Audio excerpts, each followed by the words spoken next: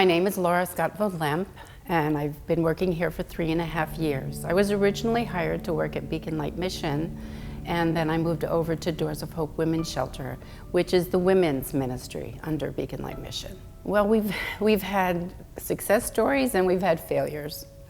Some of the success stories, they've come in, and I'm thinking of a particular woman, and she was into prostitution, and of course along with that goes the drug and the alcohol.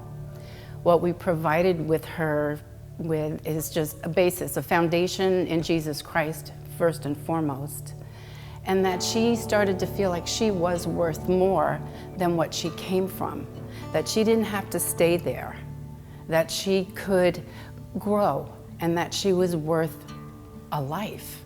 She went on, she went to school, she is housed, she has a job, and she's living free. She's not a prostitute, she's not pole dancing, she's not a drug or alcohol user any longer, and she goes to church. To me, what more can you ask for?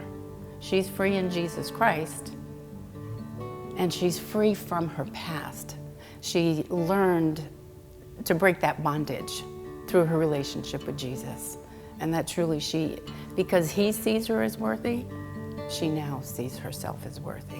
And to me what more can you ask for?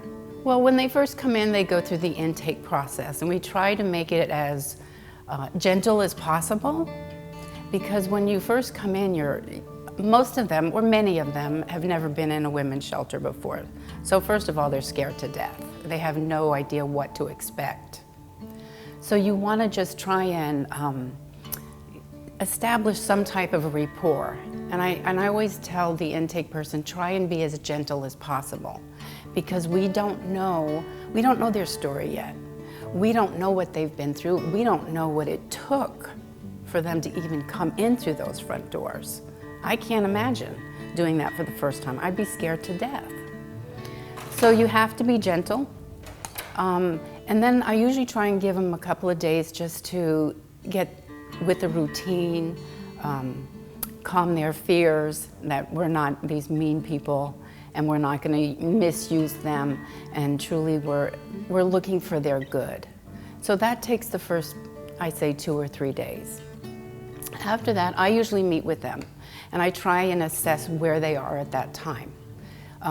Sometimes, I get lucky and they open right up, and sometimes, or I'd say probably most of the time, there is that wall.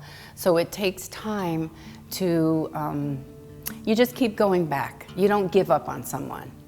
And eventually, I'd say probably 95% of the time, they will open up. So once you get their story, or at least part of their story, you then try and formulate a plan for them. Whether, the first thing we start with is, do you have ID? It's simple things like that, because most of them who walk in here, they don't even have identification. And without identification, you can't do anything. So we have these vouchers, and I'll take them to the DMV. We'll get them identification. If they need GR or some type of mental health, I have, and Doors of Hope and Beacon Light Mission have many contacts with outside providers. So we try and get them with a case manager. And I usually meet with them at least once a week. And so those are the walls that start to break down slowly. And the biggest thing with them, it's trust. You have to be able to follow through with what you're telling them that you're going to do for them. And if you can't do anything for them, you need to tell them that as well. You have to be honest. Coming into a shelter is difficult. And especially some shelters, you have maybe smaller areas where maybe 2 or 3 women can stay in a room.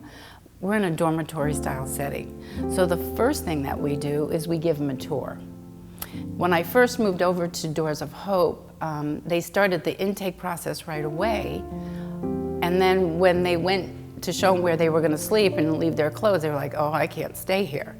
So I did change that. They need to know up front exactly what their day is going to look like, or what it's not going to look like, what we can do, what we can't do, and the setting that they're going to be in. So then it's their choice.